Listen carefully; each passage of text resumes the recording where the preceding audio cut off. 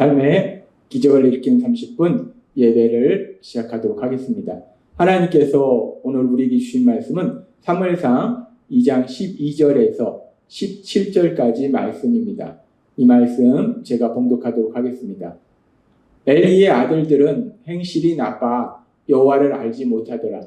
그 제사장들이 백성에게 하는 간섭은 이러하니 곧 어떤 사람이 제사를 드리고 그 고기를 삶을 때에 제사장의 사환이 손에 새 갈고리를 가지고 와서 그것으로 냄비에나 솥에나 큰 솥에나 가마에 질러 넣어 갈고리에 걸려 나온 것은 제사장이 자기 것으로 가지되 실로에서 그곳에 온 모든 이스라엘 사람에게 이같이 할 뿐 아니라 기름을 태우기 전에도 제사장의 사환이 와서 제사 드리는 사람에게 이르기를 제사장에게 구워드릴 고기를 내라. 그가 너에게 삶은 고기를 원하지 아니하고 날 것을 원하신다 하다가 그 사람이 이르기를 반드시 먼저 기름을 태운 후에 너의 마음에 원하는 대로 가지라면 그가 말하기를 아니라 지금 내게 내라. 그렇지 아니하면 내가 억지로 빼앗으리라 하였으니 이 소년들의 죄가 여호와 앞에 심히 크면 그들이 여호와의 제사를 멸시함이었더라.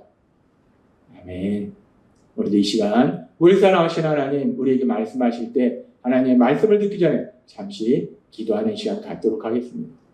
하나님 아버지 감사합니다. 오늘도 한없이 연약한 저희를 사랑하사 저에게 말씀하시니 감사합니다. 하나님 아버지 저는 참 연약합니다. 어리석습니다. 미련합니다.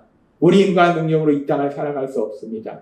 그럼에도 불구하고 전능하신 하나님 저희를 불쌍히 여기사 능력으로 역사하사 그 어떤 상황 속에서도 승리를 누릴 수 있도록 은혜 베풀어 주시니 감사합니다. 하나님 아버지 오늘도 말씀을 통해서 어리석고 미련한 저희들 연약한 저희들 그런 저희를 사랑하신 하나님의 크신 사랑 그 놀라우신 사랑 그 사랑을 다시 한번 기억하게 하시고 그 사랑을 믿게 하시고 믿음으로 이 땅을 담대히 살아가는 저희가 될 수 있도록 은혜 베풀어 주옵소서. 예수님의 이름으로 감사하며 기도드리옵나이다. 아멘. 오늘 우리가 읽은 사무엘상 2장 12절에서 17절의 말씀은 우리가 이 말씀을 읽으면서 우리를 기쁘게 하는 말씀은 아닙니다. 이 말씀은 참으로 슬픈 내용이 있어요. 그 당시 이스라엘의 대제사장이었던 엘리 가문에 두 아들이 있었는데 지금 그 엘리 가문의 두 아들이 하나님은 그 아버지는 대제사장으로서 하나님을 섬기고 백성들을 하나님 곁으로 인도하고 하나님께 제사를 드리는 그 일을 책임지는 그런 사람인데 그런데 그 두 아들은 악을 행하는 아주 슬픈 모습을 우리가 볼 수 있어요. 하나님은 엘리 대제사장을 통해서 백성들을 하나님 곁으로 더 가까이 오도록 인도하고 하나님 말씀대로 살도록 인도하고 그리고 하나님께 제사 드리는 그 일을 엘리 대제사장이 주관했는데 그런데 그 아들들은 악을 행하더라는 거예요. 왜 그 아들들이 악을 행하는 것일까? 사무엘상 2장 12절은 이렇게 말씀합니다. 엘리의 아들들은 행실이 나빠 여호와를 알지 못하더라. 여호와를 알지 못하더라. 하나님을 알지 못하니까 악을 행하는 거예요. 하나님을 알지 못하니까 하나님을 믿지 않아요. 하나님을 믿지 않으니까 악을 행하더라. 그렇습니다. 오늘 우리가 이 말씀을 보면은 엘리는 그 당시 대제사장이에요. 엘리는 그 당시 대제사장으로서 하나님을 섬기는 일, 하나님을 믿는 일, 하나님께 제사 드리는 일, 백성들이 하나님을 더 잘 믿을 수 있도록 도와주는 그 일들을 감당하는 그런 사람이었는데 그런 엘리의 두 아들, 정작 그 자신의 두 아들은 하나님을 알지 못하더라는 거예요. 하나님을 믿지 않더라는 거예요. 그러니까 악을 행하더라는 거예요. 아버지는 하나님을 믿는 하나님을 섬기는 사람인데 근데 그 아들들은 하나님을 믿지 않는 사람들이라는 거예요. 참 슬픈 이야기. 왜 아버지는 하나님을 믿는데 아들들은 이렇게 하나님을 믿지 않고 그래서 이런 악을 행하는 이런 삶을 사는가? 우리가 이 말씀을 읽으면 참 마음이 슬퍼져요. 그런데 참으로 감사한 것은 하나님께서는 이 슬픈 상황을 통해서도 우리에게 놀라운 소망을 주신다는 거예요. 우리가 이 말씀을 읽고 묵상하다 보면 아버지는 하나님을 믿는데 그 자녀들은 하나님을 믿지 않는다는 거예요. 아버지는 하나님을 믿는데 하나님을 믿는 그 아버지 밑에서 자란 그 자녀들이 왜 하나님을 믿지 않는 것일까? 그런데 이런 모습은 지금 엘리 대제사장 가문에만 있는 것이 아니라 우리가 성경을 읽다 보면은 특별히 남유다의 왕들의 그런 삶을 보면은 그 남유다의 왕들의 삶 속에서도 아버지는 하나님을 믿는데 아들은 하나님을 안 믿고 아버지는 하나님을 안 믿는데 아들은 하나님을 믿는 그런 일들이 수없이 반복되더라는 거예요. 예를 들어서 남유다의 왕이었던 여호사밧은 하나님을 잘 믿는 왕이었어요. 그렇게 여호사밧은 하나님을 잘 믿는 왕이었는데 그의 아들 여호람은 하나님을 믿지 않았어요. 그래서 악을 행했어요. 아버지인 여호사밧은 하나님을 잘 믿는 사람이었는데 그 아들이었던 여호람 왕은 하나님을 믿지 않고 악을 행하더라는 거예요. 요담 왕은 하나님을 믿는 사람이었어요. 근데 요담 왕의 아들인 아하스는 하나님을 믿지 않는 악을 행하는 사람이었어요. 그런데 또 그 아하스의 아들인 히스기야는 또 하나님을 아주 잘 믿는 사람이었어요. 그래서 성경에 보면 히스기야에 대한 이야기가 아주 많이 나옵니다. 아버지는 하나님을 믿었는데 아들은 하나님을 안 믿고, 근데 또 그 아들이 아버지가 되어서 자녀를 낳았을 때 아버지는 하나님을 안 믿는데 아들은 하나님을 또 믿으라는 거예요. 근데 그렇게 히스기야가 하나님을 잘 믿는 사람이었는데, 그런데 또 히스기야 아들이 누군가 므낫셋이라는 거예요. 므낫셋 왕은 하나님을 믿지 않는 악한 왕이더라는 거예요. 그렇게 아버지는 하나님을 믿는데 아들이 하나님을 안 믿기도 하고, 아버지가 하나님을 안 믿는데 아들은 하나님을 믿기도 하고, 그러니까 아버지가 하나님을 믿느냐 안 믿느냐, 부모가 하나님을 믿느냐 안 믿느냐에 상관없이 자녀는 하나님을 믿기도 하고 안 믿기도 하다는 거예요. 아버지의 믿음, 부모의 믿음과 상관없더라는 거예요. 우리는 이런 모습을 남유다의 왕들의 모습, 그리고 또 엘리 대제사장 가문의 모습에서만 볼 것이 아니라 우리가 살고 있는 지금 우리 삶의 현실 속에서도 이런 일들을 많이 봅니다. 부모님은 하나님을 잘 믿는 믿음의 사람인데, 근데 참으로 슬프게 그 자녀들은 또 하나님을 안 믿는 그런 경우들도 있어요. 물론 언젠가 부모님의 그 간절한 기도를 통해서 그 자녀들이 하나님 곁으로 돌아오는 놀라운 역사가 반드시 일어나게 될 거예요. 하나님은 우리의 기도를 반드시 이루어주시기 때문에. 어쨌든 그런데 어떤 순간에는 부모님은 하나님을 믿는데 그 자녀들은 하나님을 믿지 않는 그런 일들이 일어나기도 한다. 근데 또 반대로 부모님은 하나님을 전혀 믿지 않는데 근데 그 자녀들은 하나님을 잘 믿는 그런 경우들도 있다. 그런 경우들도 그 자녀가 또 간절히 하나님 앞에 기도할 때 하나님을 믿지 않는 부모들이 언젠가는 하나님을 믿게 되는 놀라운 역사, 기쁨의 역사도 일어나더라고요. 근데 어찌됐든 간에 그렇게 부모가 하나님을 잘 믿는데 자녀는 하나님을 안 믿는 경우도 있고, 부모는 하나님을 믿지 않는데 자녀는 하나님을 열심히 믿는 그런 사람도 있고, 그렇게 부모의 믿음과 전혀 무관하게 자녀가 믿음이 있을 수도 있고 믿음이 없을 수도 있더라는 거예요. 그것이 우리의 삶의 현실에서도 우리가 수없이 보는 거예요.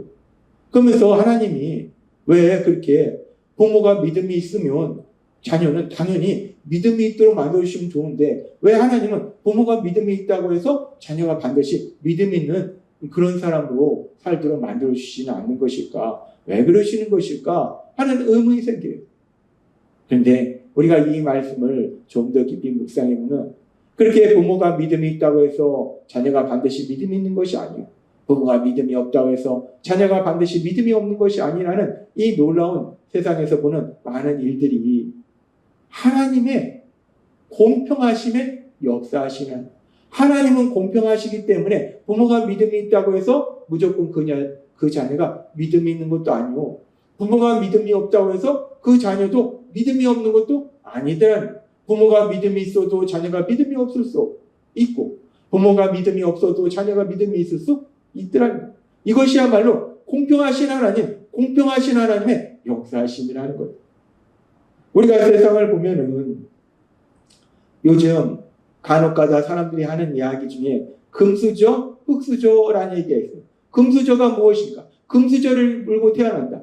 자녀가 세상적으로 많은 것을 가지고 있는, 부모가 세상적으로 많은 것을 가지고 있는 거예요. 그러니까 그런 부모 밑에 태어나니까 당연히 부모가 가진 것을 다 물려받고 누리게 되는 거예요. 그것이 바로 금수저예요. 어떤 자신의 선택이나 자신의 노력이나 자신의 믿음에 의해서 세상을 살아가는 것이 아니라 부모가 많은 것을 가졌기 때문에 그 부모가 많은 것을 가진 것을 그대로 물려받아서 세상 속에서 그 많은 것을 누리는 사람, 그 사람이 금수저예요. 근데 금수저는 무엇인가? 부모가 가진 것이 없는 거예요. 자녀한테 줄 것이 없는 거예요. 그러니까 부모가 가진 것이 없으면 자녀한테 줄 것이 없고, 그래서 자녀도 세상 속에서 그렇게 힘들고 어려운 삶을 산다. 그것이 금수저다라고 얘기해요. 세상은 그렇습니다. 악한 사단이 사람들을 유혹하고 사람들을 공격하는 그런 악한 세상에 돌아가는 모습은 그렇다는 거예요. 금수저, 흙수저라는 얘기가 나오는 것처럼 부모가 어떤 부모냐에 따라서 많은 것을 가지고 이 땅을 살아가기도 하고 가진 것이 없이 힘들게 세상을 살아가기도 하는 것이 세상의 모습이라는 거예요. 세상은 나의 어떤 선택이나 노력이나 성실함이나 믿음이나 하나님의 은혜가 아니라 내가 어떤 상황에서 태어나느냐, 그걸로 인해서 자신의 삶이 결정되는 불공평한 세상이라는 거예요. 그런데 하나님은 공평하신 하나님이에요. 부모가 어떤 많은 것을 가졌느냐, 많은 것을 갖지 않았느냐, 부모가 믿음이 있느냐, 믿음이 없느냐가 중요한 것이 아니라 중요한 건 내가 어떤 삶을 사느냐, 세상적으로 볼 때 내가 열심히 노력하느냐, 내가 성실하냐, 그리고 더 중요한 것은 내가 나의 죄를 회개하고 예수님을 구주와 주님으로 믿는 믿음의 삶을 사느냐, 나의 선택이 중요하다는 거예요. 부모에 의해서 내 삶이 좌지우지 되는 것이 아니라 내가 어떤 삶을 사느냐에 따라서 내 삶 속에 기쁨과 평안을 누리기도 하고 고통 속으로 들어가기도 하고, 하나님은 그렇게 공평하신 하나님이라는 거예요. 그래서 에베소서 1장 3절은 이렇게 말씀합니다. 찬송하리로다 하나님 곧 우리 주 예수 그리스도의 아버지께서 그리스도 안에서 하늘에 속한 모든 신령한 복을 우리에게 주시되. 아멘. 세상은 그 부모가 어떤 사람이냐에 따라서 그 사람의 인생이 결정되지만 하나님은 그 부모에 의해서 그 사람의 인생이 결정되는 불공평한 그런 삶을 살도록 하시는 것이 아니라 그 부모가 어떤 사람이든지, 부모가 많이 가졌든지 많이 배웠든지 가진 것이 없든지 배운 것이 없든지 믿음이 있든지 믿음이 없든지 그리스도 안에서 내가 나의 죄를 회개하고 예수님을 구주와 주님으로 믿으면 그 믿음 안에서, 그 예수님 안에서 하늘에 속한 모든 신령한 복을 우리에게 주신다라고 말씀하신다. 하나님은 공평한 하나님이세요. 그래서 우리가 이 땅을 살아갈 때 단순히 우리가 어떤 부모 밑에 태어났냐가 중요한 것이 아니라 우리가 어떤 삶을 사느냐, 특별히 우리가 우리의 죄를 회개하고 예수님을 구주와 주님으로 믿느냐, 우리의 선택에 따라서 하나님이 주신 그 놀라운 복을 누리기도 하고 고통과 절망의 삶을 살기도 한다. 그래서 하나님께서는 고린도전서 1장 26절에서 27절부터의 말씀을 통해서 이렇게 말씀합니다. 형제 여러분, 하나님이 여러분을 부르셨을 때 여러분이 어땠는지 한번 생각해 보십시오. 인간적으로 볼 때 여러분 가운데는 지혜로운 사람도 많지 않았고 유능한 사람도 많지 않았으며 가문이 좋은 사람도 많지 않았습니다. 그러나 하나님은 세상의 지혜로운 사람과 강한 사람들을 부끄럽게 하시려고 어리석고 약한 사람들을 택하시고 세상에 대단한 인물로 여기는 사람들을 형편없이 낮추려고 전한 사람과 멸시받는 사람과 보잘것없는 사람들을 택하셨습니다. 이것은 아무도 하나님 앞에서 자랑하지 못하게 하려는 것입니다. 아멘. 하나님은 공평하신 하나님이시라는 것.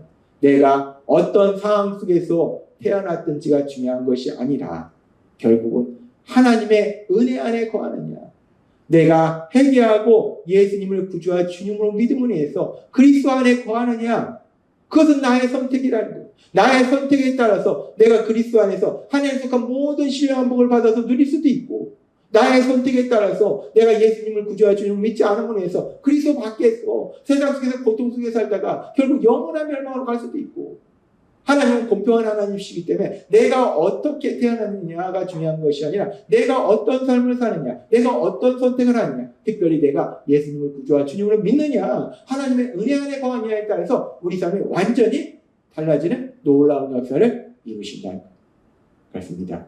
우리 하나님은 공평하신 하나님이세요. 내가 많은 것을 가지고 있는 부모 밑에 태어났느냐, 가진 것이 없는 부모 밑에 태어났느냐에 따라서 내 인생이 결정되는 것이 아니라, 우리 하나님은 공평하신 하나님이시기 때문에 우리의 선택, 우리의 믿음, 우리의 회개를 통해서 우리의 삶을 복된 삶으로 인도하심을 믿습니다. 따라서 하나님이 오늘 우리에게 주신 말씀처럼 공평하신 하나님, 그 공평하신 하나님을 믿음으로 인해서 하나님이 주시는 그 모든 신령한 복을 마음껏 받아서 누리고 세상 속에서 하나님의 크신 영광을 나타내시는 신나는 삶을 사는 여러분이 되시길 주님의 이름으로 축원합니다. 기도하겠습니다. 하나님 아버지 감사합니다. 오늘 주신 말씀처럼 우리 하나님은 공평하신 하나님이시다. 우리가 어떤 사람으로 태어나느냐가 중요한 것이 아니라 우리가 어떤 선택을 하느냐, 우리의 죄를 회개하고 예수님을 구주와 주님으로 믿느냐에 따라서 우리에게 하늘에 속한 모든 신령한 복을 마음껏 받아 누릴 수 있도록 은혜 베풀어 주시니 감사합니다. 예수님의 이름으로 감사하며 기도드렸나이다. 아멘. 이 시간도 우리 사랑하신 하나님, 그 하나님 주신 말씀을 묵상하면서 조용히 기도하는 시간 갖도록 하겠습니다.